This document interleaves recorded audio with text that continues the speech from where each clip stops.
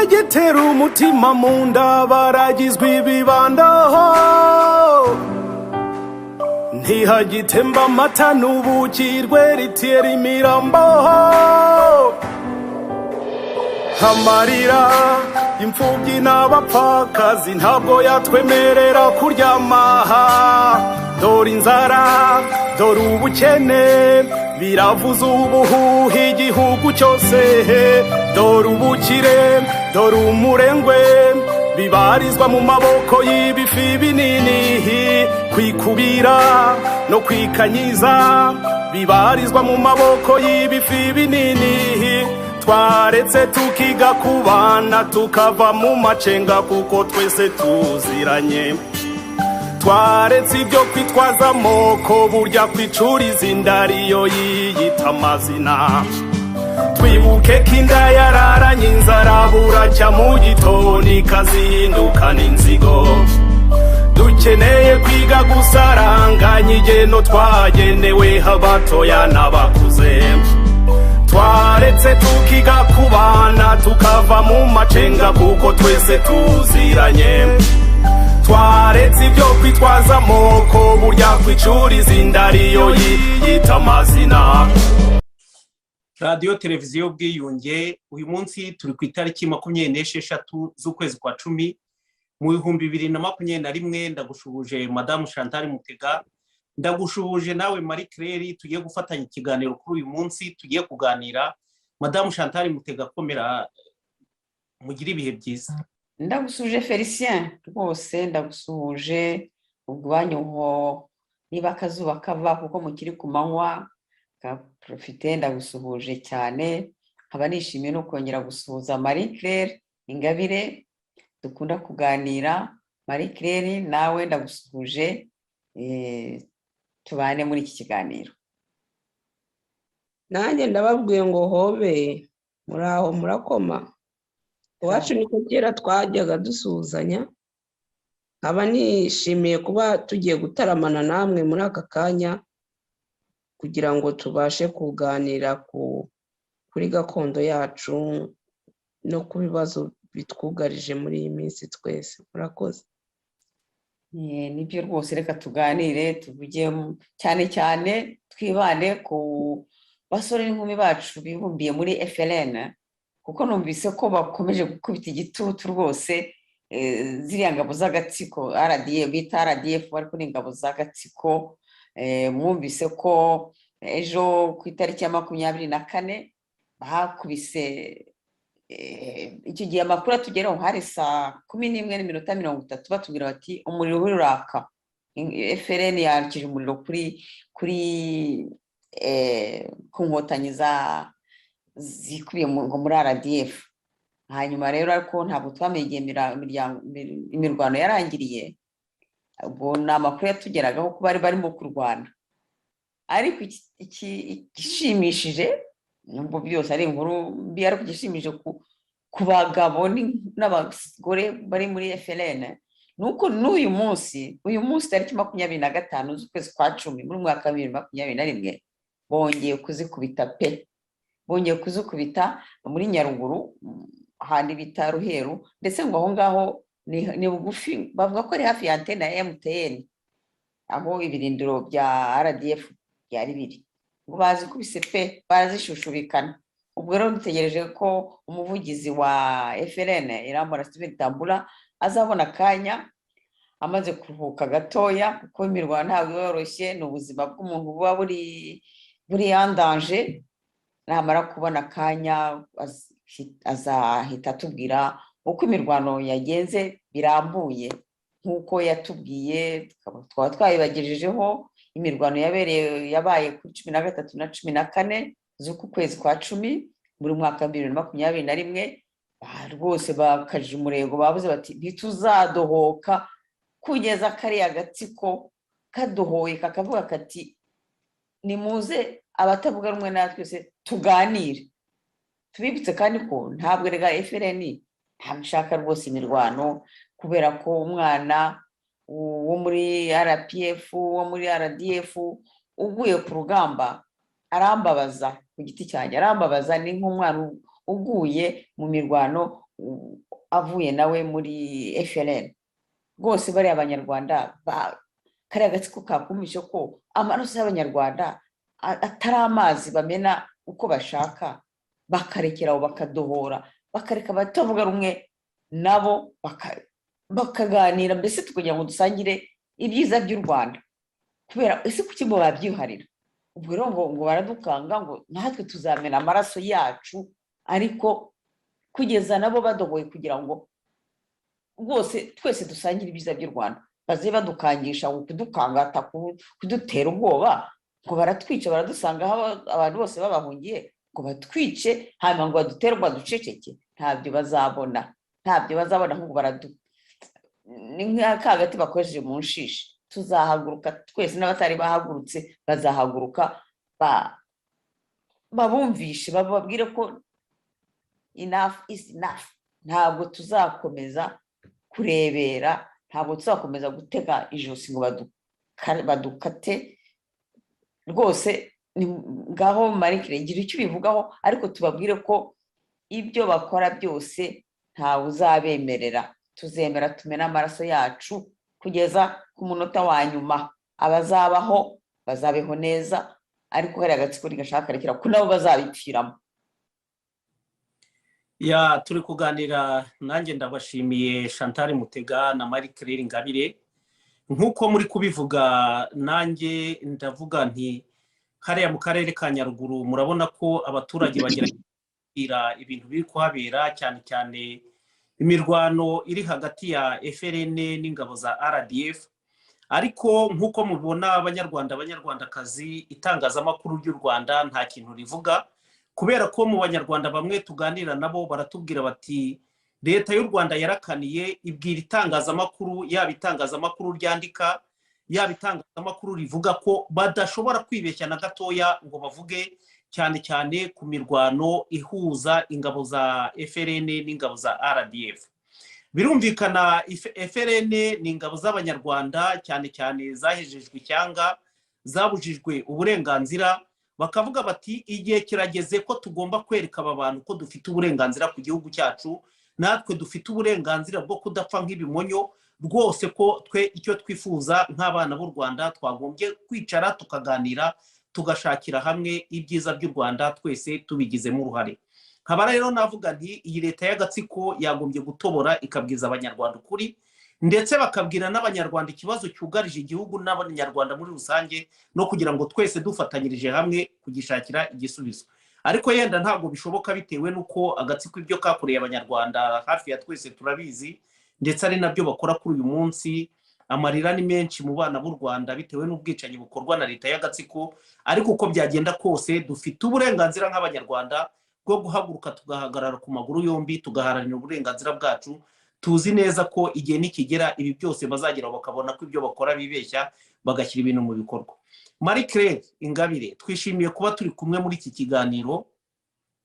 Mwitegereze murebe iterabwoba ryashyizwe ku banyarwanda, nawe riri kugeraho, ndetse nabo leta itarashimuta nk'uko bashimutse bagenzi bacu barimo ba Callixte Sankara na ba Paul Rusesabagina n'abandi. Yenda ubwo hari inkuru turi buvugeho kuri icyo kibazo cya Paul Rusesabagina. Naho umuntu aherereye hanze hari iterabwoba ryinshi rigenda ribazaho. Iriya leta kwikoresha ibyo bintu mu guhungabanya abanyarwanda no kubashyiraho iterabwoba, abanyarwanda bagakomeza bagakanguka bakavuga bati bimukora, ntabwo tugomba kureka guharanira uburenganzira bwacu, cyangwa ntabwo tugomba guceceka. Nkawe iyo witegereje ubona iyi leta hari ikindi gishya ishobora kuzanira abanyarwanda? Ofete baravuga ngo kubaho kw'imishwi ntabwo ari impuhwe z'agaca.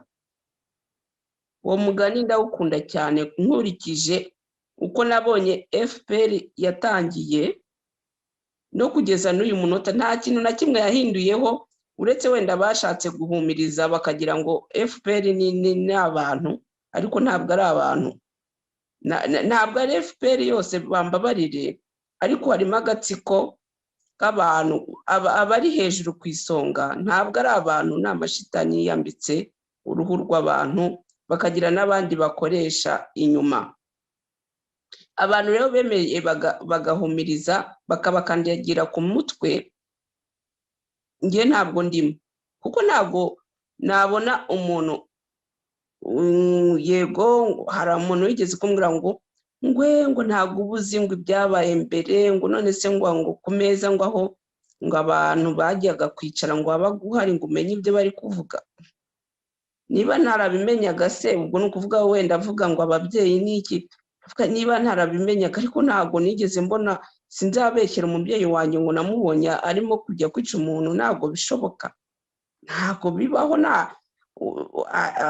Nta nubwo namubonye ajya mu nama z'abategetsi bahambaye cyangwa iki, namubonye igihe cyose namubonye twabaga turi kumwe mu rugo, cyangwa ntabwo nakumva ukuntu rero ushobora kumbwira ngo ninemere ngewe ngo mfukamire ngo FPR ngo kuko ntazi ko ngo iby'ababyeyi banjye bakoze. Oya, aho ngaho twakwicana. Nari nzi ko FPR niza abo bafitanye nabo ibibazo ari byo bazarebana, ariko nabwo sinari nzi ko izageza aho yagejeje ibintu. Ntabwo nari nzi ko izica umukuru w'igihugu cyacu, wenda ari kumusigasira ikamushyira mu zabukuru, hanyuma igategeka, hanyuma tugakurikira. Erega umunyarwanda burya azi gukora, azi kwishakira akazi akikorera, ntumuzanemo iyo politike, kuko umunyarwanda aracuruza, umunyarwanda akigisha. Uretse biriya bya Rutaremara arazana avuga ubusa, nta mwarimu banjye bose bari abatutsi. Harimo ndabivuga mbikomeje kandi nongere mbisubiremo, nibutse abantu b'i Rwamagana bibuke ukuntu mwarimu Rangwida, umugore wa Safari, bavuga ngo hari ibyo apfana na Rutaremara, sinzi niba ari byo koko, ariko niba hari umwarimu washakaga kunyigisha wabazaga ati uyu mwaka yigishaga muri mu wa kane, niwe muntu wajyaga kunyigisha akambwira ati ugomba kuza kwiga mu ishuri ryanjye. Ntabwo ibyo bintu numvaga ko ari mwarimu, ntabwo ibyo bintu nigeze menya ko hari ibindi bibyihishe inyuma. Hanyuma mwarimu Rutayisire twaragendaga, uzi intambara yatangiye muri 90, bavuga ngo abasirikare barimo ngo kunyuraho ngo n'ibimodoka bikomeye, tukavuga ngo nitujya kwambuka umuhanda ngo turabigenza gute. Ati bana banjye nimunkurikire ndabajyana mbambutse umuhanda. Gusa uwo muntu, uriya mugabo, uriya musaza w'imvi uruka imvi yarangiza akaza avuga ubusa ngo mu Rwanda ngo hari ikibazo ngo cy'abahutu n'abatutsi, yitubeshyera. Niba yarakijyanye akakijyana akacyambukana imipaka bitewe n'ibyabayemo, twebwe ibyo twari twarabirenze, natubabarire, ntabwo ibyo bintu tubizi. Hanyuma rero nkaba ngaruka ku kintu kimwe cyo kuvuga ngo u Rwanda n'urwa Gatwa Gahutu na Gatutsi, Gahutu Gatwa Gatutsi cyangwa Gatutsi Gahutu Gatwa, ni urwacu, byange bikunde tugomba kuzarwanamo. Niba tunakiriho abana bacu, ikimbabaza nuko tubanza twebwe tudafite inuza yo kubabwira ngo barukomereho, ariko ndakeka ko nostalgie nimara kubafata babibutsa ko batari abazungu, bazageraho bakavuga bati natwe dufite aho dukomoka, bakagenda bakavuga bati harya burya bababyeyi bacu byagenze gute, bakareba deseni, hanyuma bakavuga bati igihugu ni icyacu tugomba kukibamo. Icyo nicyo cyizere mfite. Ni nayo mpamvu bari abana bari muri Nyungwe, ni abana batoya, nanjye ndababyaye, harimo abo mbyaye. Nkavuga ni njye siko navuye mu Rwanda afite imyaka 17, none umwana uri hari urimo kurwana, akaba wenda urwanira uburenganzira bwe, afite imyaka 20, afite imyaka 20, umuhungu wanjye mukuru afite 25. Ubwo se ni gute wamubuza gusubira iwabo? Ese azagenda ibyo twumva ku makuru batubwira, ntabwo erezima ko abana bacu twebwe ni amahire ko tutiyabigishije kwihorera ngo bagende twebwe turashaka igihugu nyagihugu cy'abanyarwanda bose, kariya agatsiko kadashaka kubyumva kabyihorere gakora ubugome bwose bushoboka, ariko ukuri kuzatsinda. Njye niko mbibona. Murakoze. ya Marie Claire, utaragenda uri umunyepolitike, hari benshi tujya tuganira muri mobilisation dukora twereka abanyarwanda ko ineza twifuza ari inyungu za buri munyarwanda wese, ndetse n'akariya gatsiko kari hariya kakandagiye abanyarwanda ku gikanu, karamutse gahinduye imikorere mibi kagatega amatwi abanyarwanda, ndatekereza ko nako kaba kabifitemo inyungu. Nk'abavuga nk'abo bana uvuga bakavuga ngo harimo abana benshi batakigira ababyeyi biciwe muri ariya mashyamba, harimo abana bavuye mu Rwanda bahekuye batagira umubyeyi n'umwe, batagira umuntu n'umwe ubakomokaho, nabo barahigwa ngo bicwe. Noneho nk'umuntu w'umunyepolitike cyangwa w'umunyarwanda w'umunyabwenge akavuga ngo iba bananiwe kugira ngo barebe ahantu bahungira bahunge nk'abandi, ngo nibatahe bagende bayoboke, ngo bayoboke agatsiko, nk'uwo muntu wamubwira iki Madamu Marie Claire Ingabire? Murakoze. Ramwe ngo ni umunyepolitike wa happy politike, yaranyihishe ndayihunga, ariko ikanzaho ntabwo ngewe ndayihunga, ntabwo navuga ngo ndayihunga, ariko politiki urayihunga, ariko niyo ugenda mu muhanda utari mu gihugu cyawe politiki iranga ikakuzaho. Ariko ngewe nk'umuntu utekereza nkavuga ni amahanga araryana. Hari igihe ujya gusaba ikintu ahantu bakakikwima bakagiha undi muntu bakavuga bati uyu niwe twabonye afite competence, wenda niwe ufite ubushobozi kukurusha. Hari aho nigeze njya gusaba akazi, baravuga bati bagaha umuntu utabona, utareba neza, utumva neza, noneho ngo nyuma ngo baza kubabaza bati se ni igiki cyatumye uriya muntu nk'umuhitamo? Ngo nuko twabonaga ngo atazateza ibibazo ngo aba beneficiaire bacu. Nuko ibaze uri gukora nk'ijoro, ngo noneho ngo wahagarara ngo wajya kubyutsa nk'umurwayi yabona uri umwirabura akikanga. Icyo nicyo cyatumye ako kazi bakanyima. Ubwo rero nkavuga nti wenda iyo mbi wacu ntabwo biba byarambayeho ibyo ngibyo, ntabwo ibyo kuvuga cyangwa ukajya gusaba inzu bakakubwira bati kera tukigera ino baravugaga ngo yewe ngo mu nzu tubamo ngo mu nzu yanjye harimo abakecuru benshi, ntabwo bamenyereye kubona isura yawe y'abirabura. Ibyo bintu biraryana, n'ibindi n'abana bacu ukuntu bagenda mu mashuri bakabona amanota atabakwiriye bakirevoluta bakagira gute, ariko bari iwabo nabo bakoresha uko bari iwabo. Ariko iriya ntuza ntabwo ibitwemerera, iriya kariya gatsiko kari ku butegetsi karabitwangiye ibyo byose, bituma tujya gusembera hanze, ariko nibishoboka tugasubira iwacu. Ni nayo mpamvu mvuga ni turimo turabyina tuvamo, ariko muri uko kubyina tuvamo tugomba gukoresha uko dushoboye, byibura tukazasigira abana bacu ahantu hazima. Kandi ntabwo ari abanjye gusa, n'abundi uri mu Rwanda wumva byifuza, ntabwo mbabwiye ngo abana banjye nabe bazajye guhoberana, ariko bazamenye ko bose igihugu ari icyabo, kandi ko bagomba kukibanamo nta ntuza nta shiti, bakibanishwamo n'itegeko n'uburenganzira bwa buri muntu. Murakoze. Marie Claire rwose bivuze neza. Igihugu ni icy'agahutu gatwa na gatutsi, igihugu ni icyatwe twese.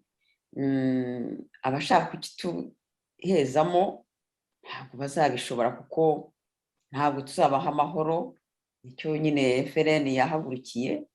Murebe biriya bintu, buriya burozi Tito Rutaremara akwiza mu bantu, cyane cyane mu bana. Ariko buriya sinzi umuntu niba ari Padiri Fortunatus uherutse kubisobanura ati nari narayobeye igituma inkotanyi zaje uko abantu baricana mu bugome Renza Kamera ati nkibaza buriya bugome babutewe n'iki, ati maze kubona biriya Rutarema arasohora, ati mbona ko ariyo politiki yagiye arabigisha bakiri mu iyo ngiyo bari barahungiye, bakabigisha bariya bintu bati umuhutu ni ukugenda ukamurimbura kuko arakwanga, kukubona gusa kumva ko agomba kukurimbura. Babyongeye bakiri impinja, babyonse mu mashereka ya ba nyina aho bicaraga bataramye n'icyo base babigishaga. Ati nibwo bugome babashyizemo, no baza barimbura koko, barimbura kubera ibyo babashyizemo. Urumva ko nabo ugeze aho urabumva kubona barabashyizemo ibyo bintu bakiri abana bakabikuriramo, baje nyine barimbura bafite bwa mujinya n'ubugome kugira ngo n'abandi basanze aho batekereza ko bazabarimbura. Nyine uriya Rutito Rutaremara yakwiye kwicara akavuga ati ibyo ndimo si byo, ubu ni ibigome nigishije abana tukiri mu mashyamba. Twageze mu gihugu twasanze abahutu bari barimo n'abatutsi bari barimo babana neza, nta bugome bugeze hariya. Ubwo ajya kubeshya ngo bigishaga mu mashuri nk'uko Marie Claire yabivuze, se ninde wigishaga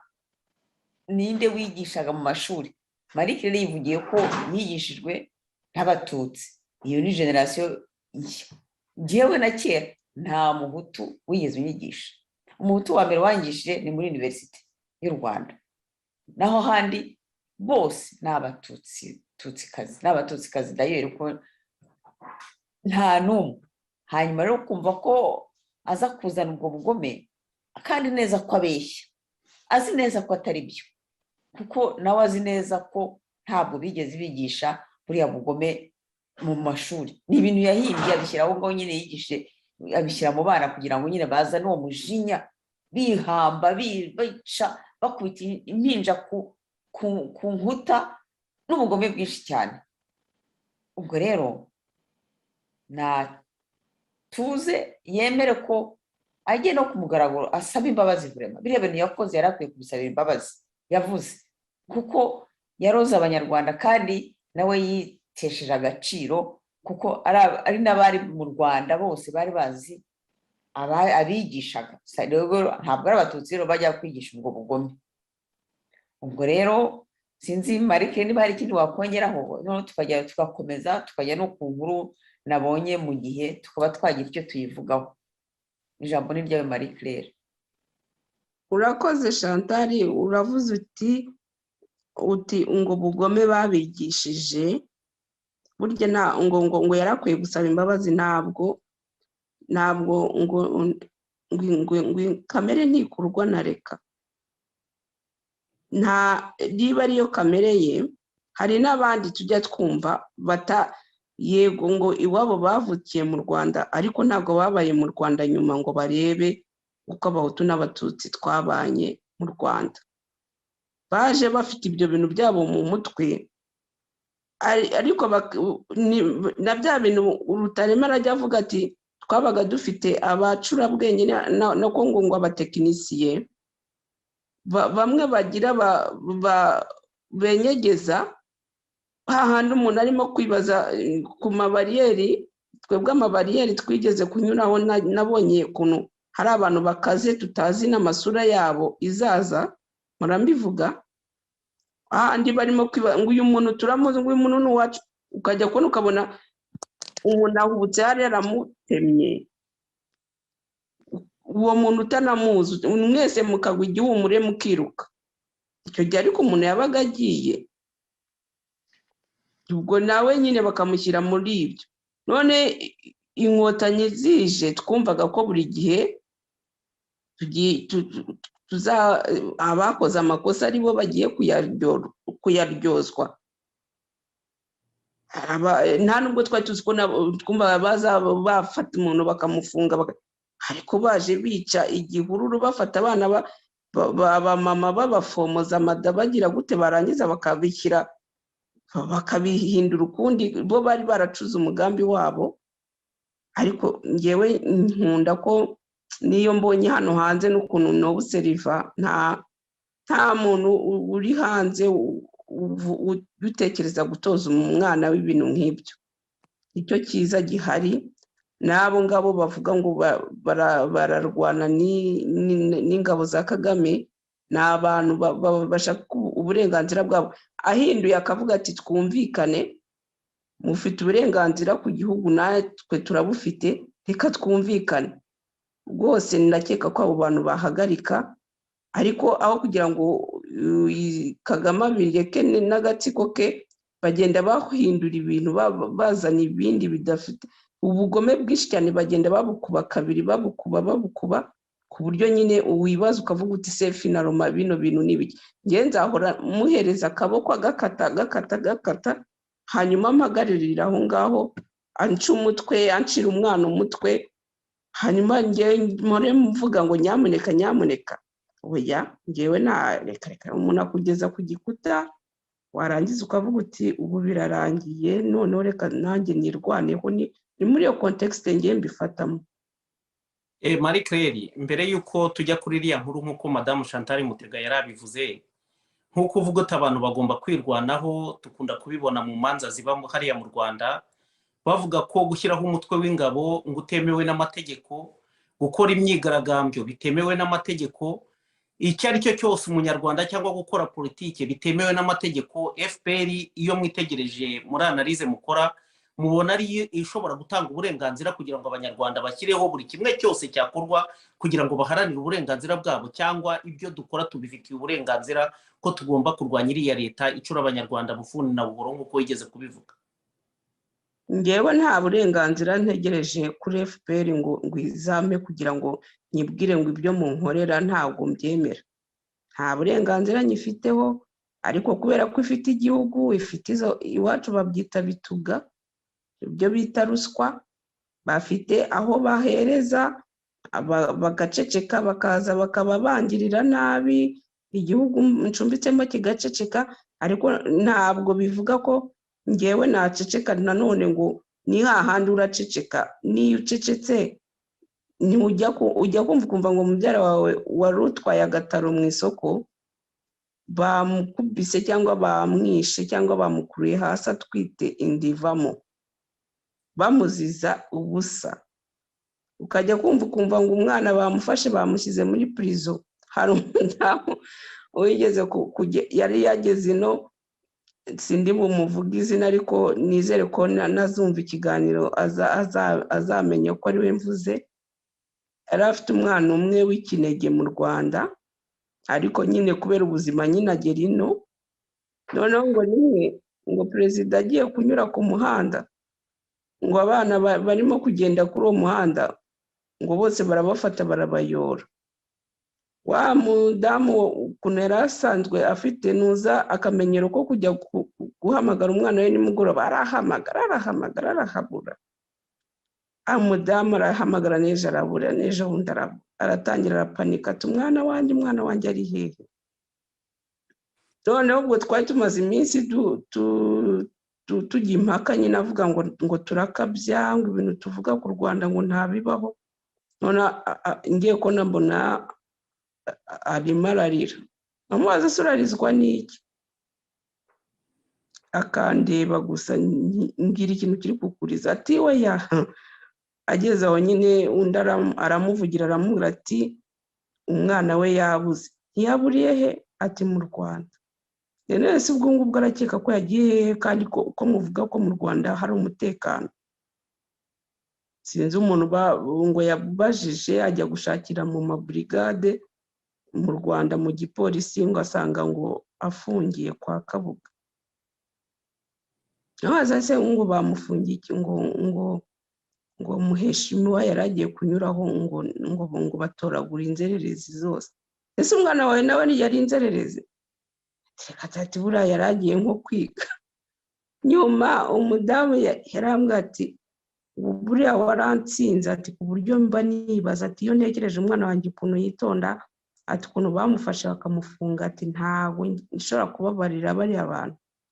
None rero ibintu nk'ibyo wowe wabivugaho iki? Wavuga iki?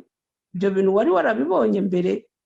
Habyarimana niyo yabaga agiye kunyuraho ntibavugaga ati wenda uyu muhanda nimuwugereho, ariko nta muntu bafataga ngo bafunge. Ubundi se yabaga yagiye hehe? Murakoze.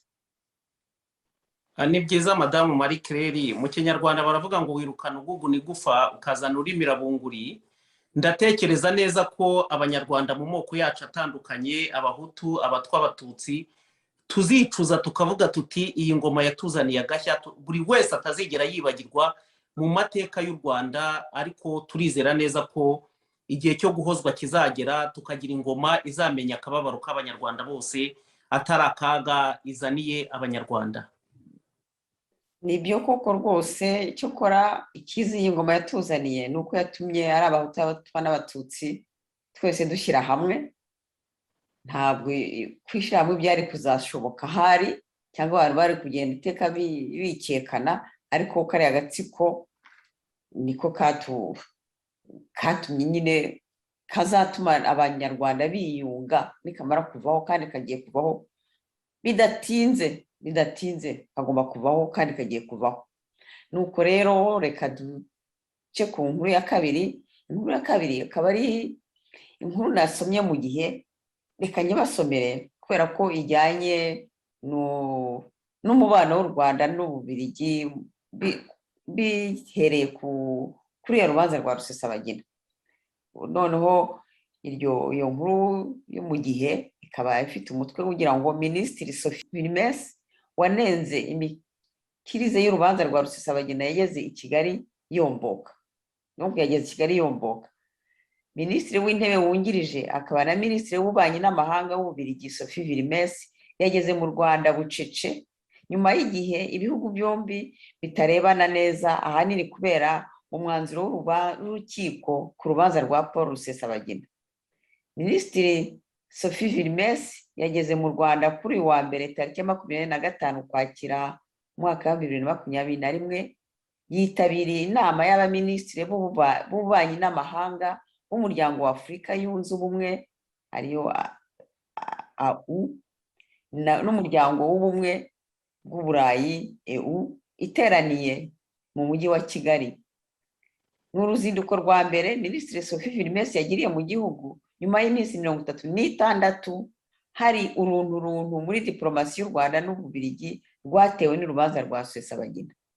Urubanza rwa Paul Rusesabagina rwashyizweho akadomo ku wa 20 Nzeri umwaka wa 2021, nyuma y'igihe kirenga umwaka uyu musaza w'imyaka 67 ari imbere y'ubutabera akurikiranweho ibyaha by'iterabwoba byakozwe n'umutwe w'iterabwoba wa MRCD-FLN yari abereye umuyobozi ndetse akaba ari umwe mu bayishinze.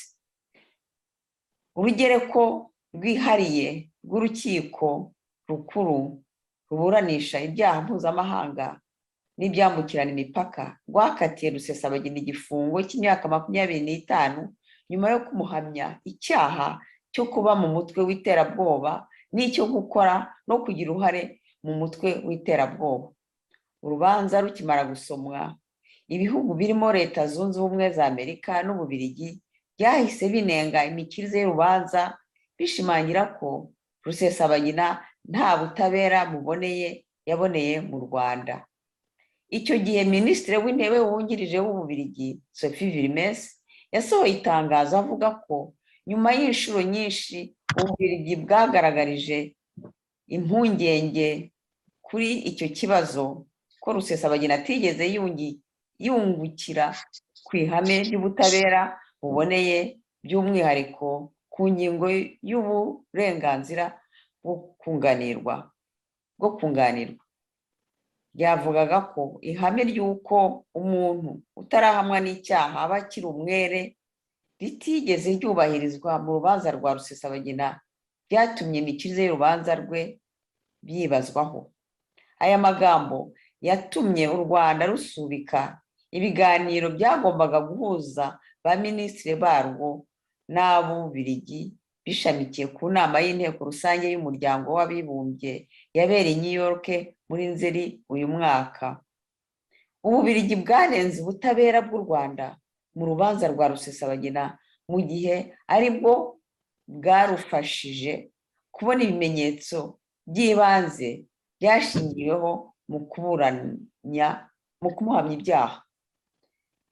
Muri iryo saka, polisi y'Ububiligi muri 2019 yinjiye mu rugo rwa Rusabagina, hafatwa amakuru yose yakuwe muri mudasobwa na telefone bye ajyanye n'uburyo yateraga inkunga ibikorwa bya FLN.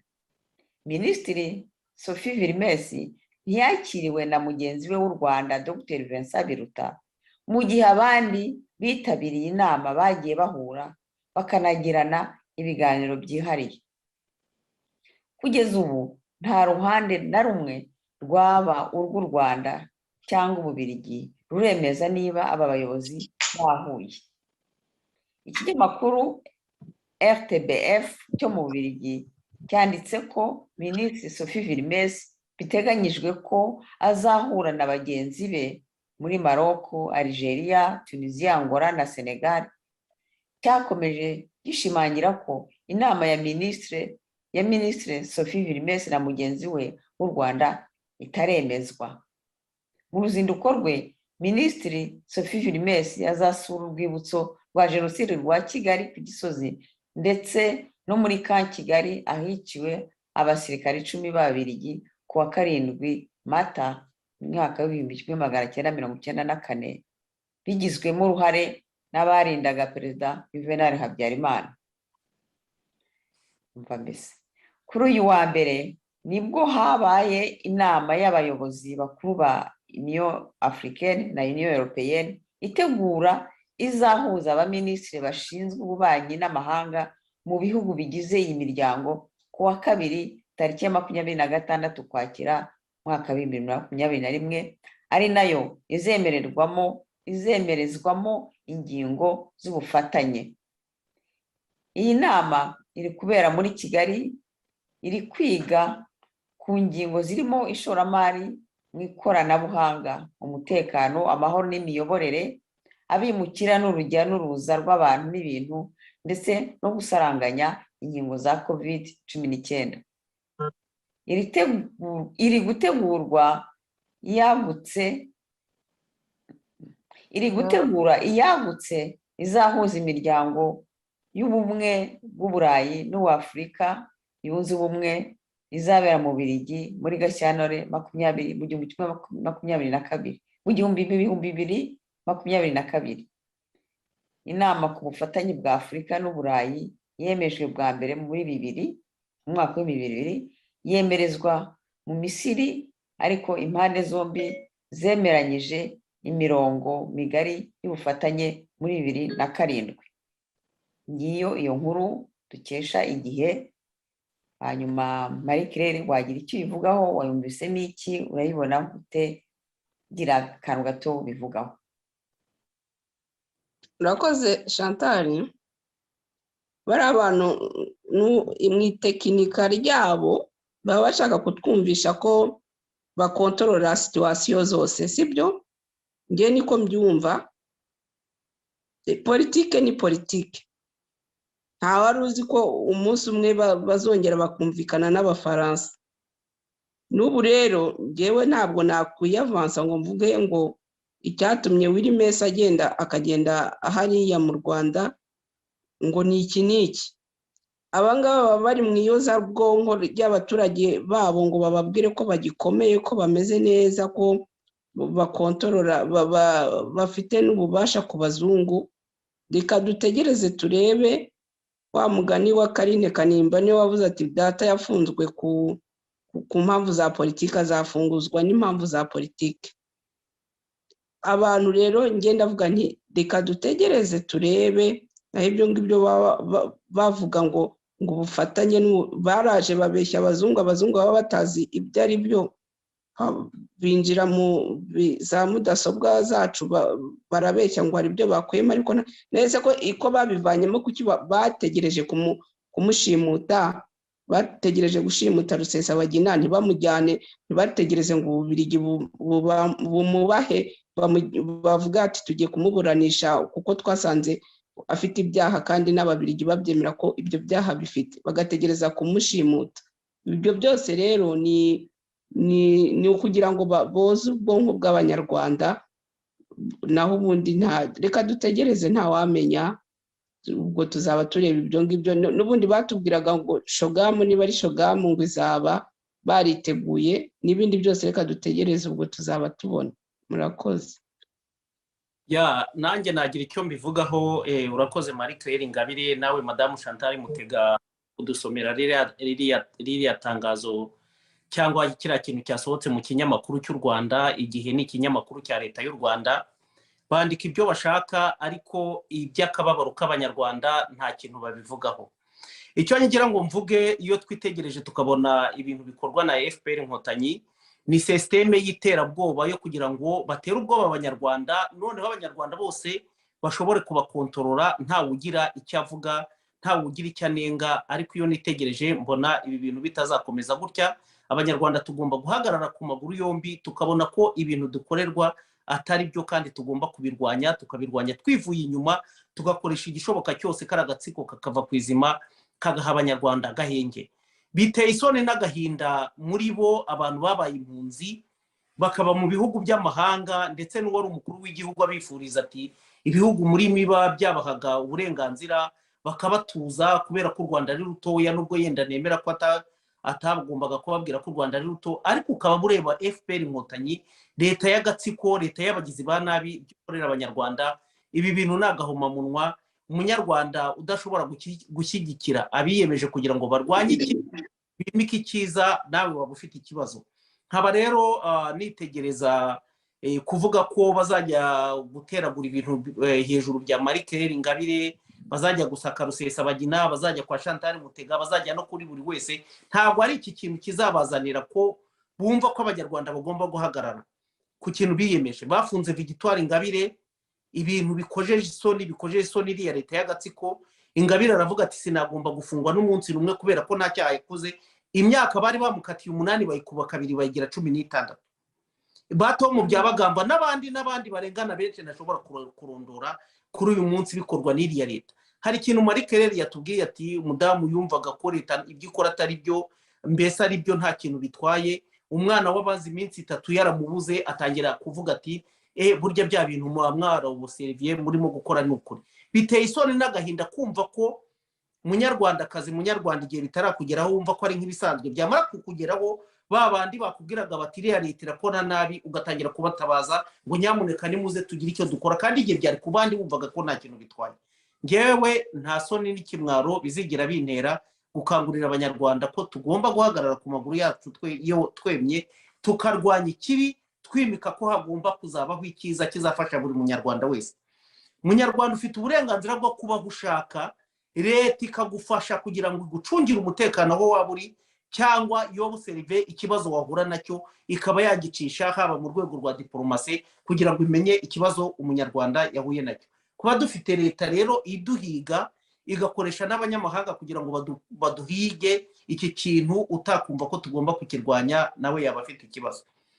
Ubwo rero ndagushimiye Marie Claire Ingabire, twishimira kubana nawe twungurana ibitekerezo, kurebera hamwe ejo hazaza h'abanyarwanda n'ikiza twazabonera abanyarwanda. Nawe Madamu Chantal Mutega, imirimo ukora n'intashyikirwa. Ubwo twaganira tunegereza n'umusozo w'ikiganiro cyacu twagize kuri uyu munsi. Ariko ntabwo kari agatsiko kadohoka kabona umuntu kamukurukaho kugira ngo barebe ko bamuhungabanya. Marie Claire, iyi message bagomba kohereza, barabona barashaka kugira ngo upfukame none ujye mu mwobo uwihishe, kugira ngo nyine bagumye bakwereke ko nutaceceka bazaguhonda agafuna hari. Marie Claire, urabyumva uti? Reka nze turebe uko basomera iyi nkuru bakoherereje, iyi message bakoherereza, kandi bakitwaza na article z'amategeko ngo article, donc ngo reka nze basomere pour les nécessités d'une enquête judiciaire, article 390-1 du Code de procédure pénale. Bonjour, je vous contacte peu après une saisie informatique de cyberinformation, donc autorisée, notamment en matière de pédopornographie, site pornographique, cyberpornographie. Donc, je vous contacte pour vous informer que vous êtes que vous faites l'objet de plusieurs poursuites judiciaires en vigueur. Je suis M. Christian Rodriguez, directeur général de la Gendarmerie nationale. Je vous contacte peu après une saisie informatique de cyberinfiltration, une saisie autorisée, paraît-il, pour vous informer que vous faites l'objet de plusieurs poursuites judiciaires en vigueur. Cyberpornographie, site pornographique, pédopornographie. Vous êtes prié de vous faire entendre par mail en nous écrivant vos justifications afin qu'elles soient mises en examen et vérifiées de sorte à évaluer les sanctions. Cela dans un délai strict de 48 heures. Passé ce délai, nous nous verrons dans l'obligation de transmettre notre rapport à Madame le substitut du procureur de la République auprès du tribunal de grande instance de Créteil et spécialiste de cybercriminalité pour établir un mandat d'arrêt à votre égard. Le transmettre à la gendarmerie la plus proche de votre lieu de résidence pour votre arrestation à comparaître et vous serez fiché comme délinquant sexuel en attendant de votre justificatif pour l'ouverture du PV, donc du procès verbal. Donc, pour toute information, écrivez à cette adresse, gendarmerie, etc., etc.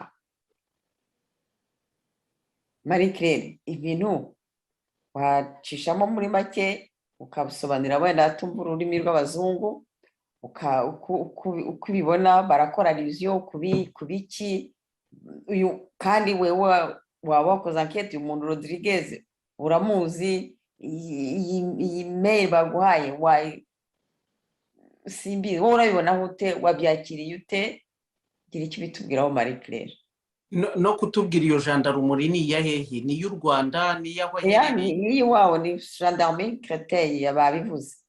Okay.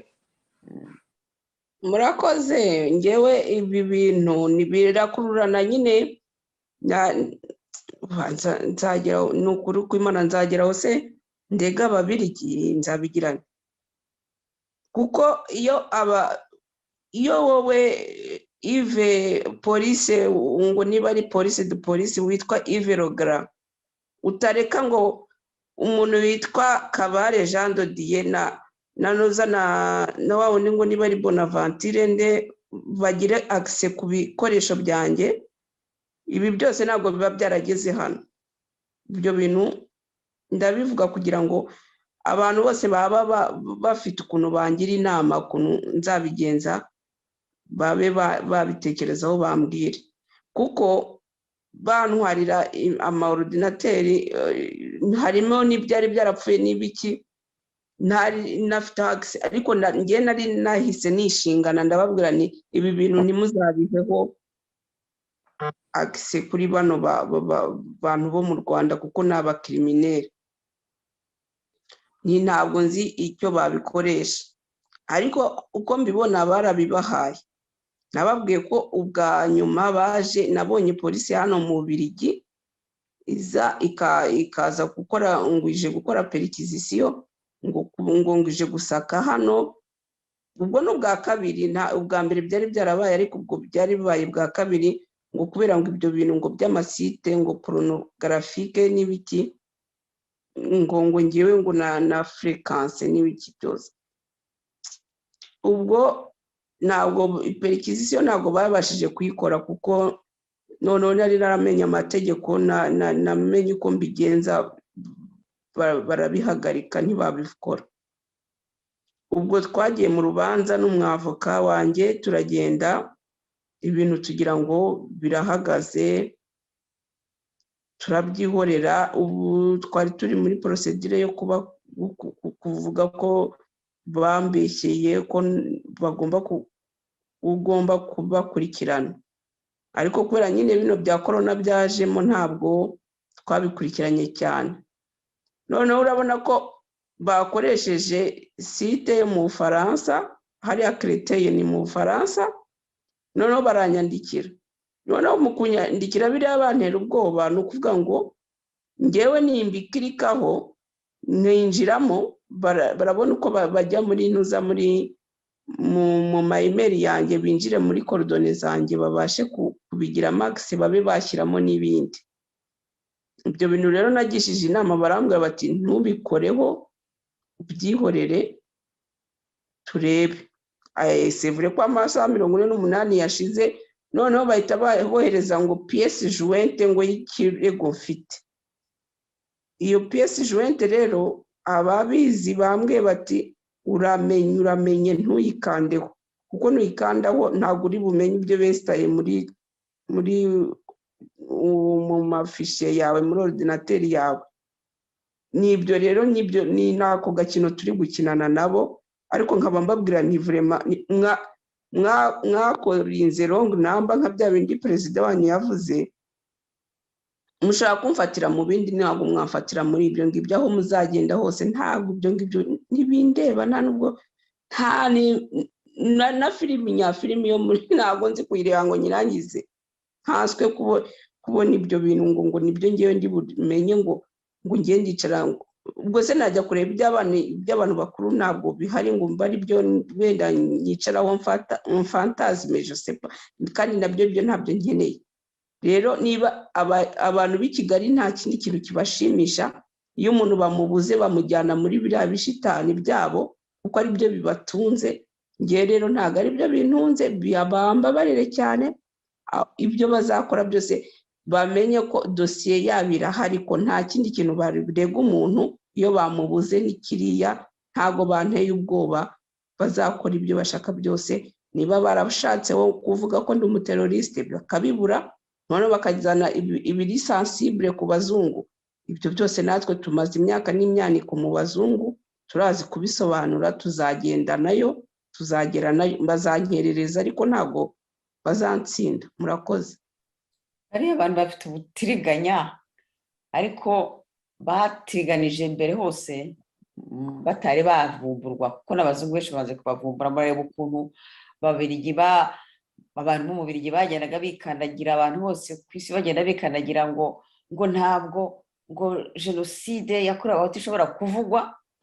None mwabonye ko mu Bubiligi basigaye babivuga, ariko bahagurutse ngo nibabafunge, ngo abavuga jenoside y'abahutu ngo nuko bapfobye. Ariko bari abantu bafite ubwenge bucuritse, cyangwa uravuga uti narapfuje kandi mwamwiciye ko ari umuhutu, ngo mupfushije kandi se abo ngabo babihambayemo n'iki? Niba rero batanapfushije n'umuntu n'umwe, naho twe twapfushije, twebwe nyine tugomba guceceka. Abatarapfushije nibo bariho bacuruza iriya jenoside rwose, nk'uko Idamange yabivuze, barayicuruza. Yabaye gucuruza jenoside kugira ngo kandi jenoside yabaye n'igikoresho cyo kwicisha abantu, uhiga abantu aho ari bose. Hari ako nakongeraho rwose Marie Claire, kuko birahangayikishije kandi nawe urabona ko ubirimo hagati rwose. Maze imyaka mpanganye nabo, ndagira ngo nibukirize umuporokireri umwe wigeze kuza avuye i Kibungo, baje kubwira bazanye abantu ngo baza gushinja abantu b'i Kibungo. Arabyibuka ukuntu yishajije ngo akanyitiranya ngewe nkiriye umwana amata, umwana mu bo bari bazanye kandi bazi ko aje gushinja, ariko batazi ko ari bushinjure. Ngewe abantu bose bagatinya kuvuga ngo bashyire uwo mwana amata wari urimo arira, ya mata nkayafata nkayajyana, abandi bakambona bakajya kumuhamagara, azi uko twahanganye, akamenya nuko yahanganye n'abasirikare b'Ababiligi. Ntaho rero iyo courage nari mfite icyo gihe, ndabikubwira ibyo bintu byari muri 2004, n'ubu ndacyayifite, ntaho byagiye, nzahangana nabo mpaka. Ntabwo ndi igihe batanyishe muri rwa rufunzo, igihe batanyishe muri rwa rutoki, bugiye mutanyishe muri bya bigori, ntabwo ari uyu munsi ndi Burayi muzanyica mu muhanda ngenda. muzamanura ikirahure mu nyice ariko ibyo kuvuga ngo muzakoresha bino muri gukoresha byo jamais de la vie tuzagera nayo. Nibwo butuma niheraga Kigali. Idamange we yaberetse Bibiliya, njyewe ndabereka kubabwira ngo ndabereka ko njyewe ntabatinya, sinigeze mbatinya na rimwe kuva mwarampushije kirya gihe, ntago ari ubu ngubu numva ko uyu munsi ni munyica muzaba munyishe kubera ko igihe kigeze, kandi ntago muzaba munyishe mfite imyaka 16 17 nk'uko mbere mwabishatse. Ubu mushobora kuzanyica afite 45 n'ingahe umusamfu, namwe muzagerayo na Kizito mwamwishe afite 39, Jay Polly mwamwishe afite 33, n'abandi bana bato cyane mwagiye mwica, n'uwo twirukankanaga mwarashe amaraso yakangwa ku mutwe afite imyaka 2. Donc arrêtez, mushyira agapira hasi wa mugani w'umukobwa wa Rwigara. Naho ubundi nta kindi kintu nababwira, ntabwo apari yo kuza vrema mukamanura ikirahure cyangwa hehe mukanyica mukandasa, kuko nge nta mbunda ngira, ariko ibisigaye byo tuzahangana. Nicyo kintu nabwiraga Kigali, ubundi on s'en fout buriya bigome bishaka kumaraho abanyarwanda. Arega n'agatsiko bashaka kujya gutsikamira abanyarwanda ngo babayobore, babayogoze, babacura ibyiza by'u Rwanda. Mais on s'en fout, ntabwo tuzahagarara, ntabwo bazadutera. Felicien, hari icyo wakongeraho? Urakoze Madamu Chantal Mutega, turashimira Marie Claire Ingabire. Icyo nakongeraho, nanjye aho muhagaze niho mpagaze. Aba bagizi ba nabi tugomba guhagarara ku maguru yombi tukabarwanya, twivuye inyuma, bagacisha makeya tugaturana, cyangwa bakwanga bakavaho, abanyarwanda bakishyiriraho abantu baharanira inyungu z'abanyarwanda, abantu baharanira ineza y'abanyarwanda, batsura imibanire myiza n'ibihugu duturanye, kugira ngo abanyarwanda bajye babona aho bahahira, babona aho bajya gukorera ikigomba kubatunga. Icyo kintu nicyo duharanira.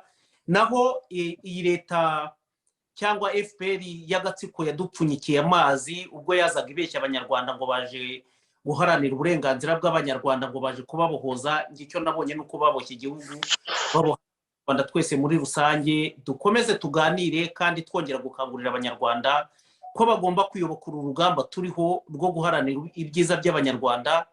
Tubegere buri wese aho aherereye, dufite uburyo tugomba kumugeraho kugira ngo tumubwire icyo agomba gukora, cyangwa tumubwire inzira ashobora kuba yacamo bitamugizeho ingorane, kubera ko iyi leta y'agatsiko ni leta y'abagizi ba nabi, ni leta y'abicanyi. Ariko ndabizi neza ko tugomba kubakuraho, ntago ari bo kamara, nta nubwo ari n'ibihangange kurusha ababayeho bose ku isi. Nzi neza ko mu gihe kitarambiranye nitugira ubushake nk'abanyarwanda tuzabakuraho, none tukishyiriraho gahunda zinogeye abanyarwanda, zinogeye n'igihugu cyacu muri rusange. Ndumva aricyo navuga Madamu Chantal Mutega dusezera. Tusoza ikiganiro cyacu. Banyarwandakazi, banyarwanda, nimuze dushyigikire FLN twese hamwe, dukureho kariya agatsiko kari mu marembera. Naho biratina ko mwese mutari mwahaguruka, ariko mwese nimuhaguruke, dutere inkunga abasore n'inkumi bibumbiye muri FLN, bemeye kumena amaraso yabo ariko bakabahoza gakondo yacu. Mwese twese hamwe duhaguruke. Marie Claire, niba hari icyo wakongeraho cyangwa wasezera kuba twumva abakunzi bawe, dore ni benshi bicara batukubaza ngo uri he, ugiye baganirize, none wonye kugaruka, basezereho. Wenda niba hari n'ikindi wabwira ukibabwira, hanyuma dusoze ikiganiro. Urakoze Chantal Mutega. Nagira ngo nibwirire abo bana nkunda kuvuga ko baba barayirwa ntambi, ntabwo ngo nibakomere, ibanga ni ku mutima kandi bari mu kuri. Icyo Imana yateganyije nizere ko itabibagiwe, kandi nabo barabizi ko itabibagiwe. Natwe turahari, turareba urugamba baruriho natwe tururiho hano, ariko icyo nzi ni uko ukuri kugomba gutsinda, abicanyi bagakorwa n'isoni. Nkaba mbwiye abo bana, abo bakunzi banjye bose mbabwira nti ndabahobeye mwese, itahe ni ubusa. Murakoze.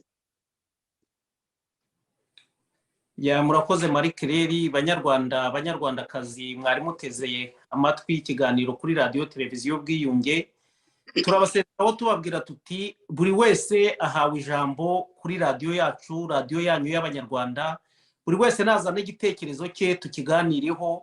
Icyo utekereza mu mutima w'igiherana mu mutima wawe, n'udashaka kugaragara kitwandikire, noneho tugisangiza Abanyarwanda. Ejo bundi kizagirire Abanyarwanda akamaro n'igihugu cyose muri rusange. Mugira amahoro y'Imana.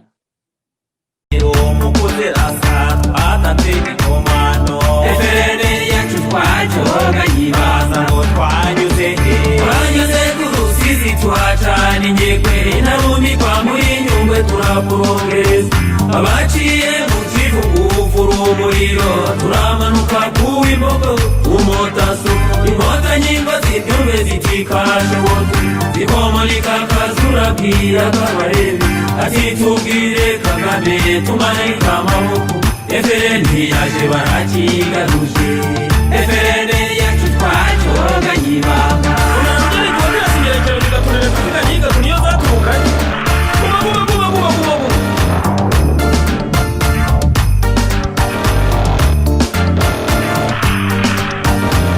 Efere yacu twacoga yibanga. Ni mutinya mu kuhagera yatuzanye gikomando.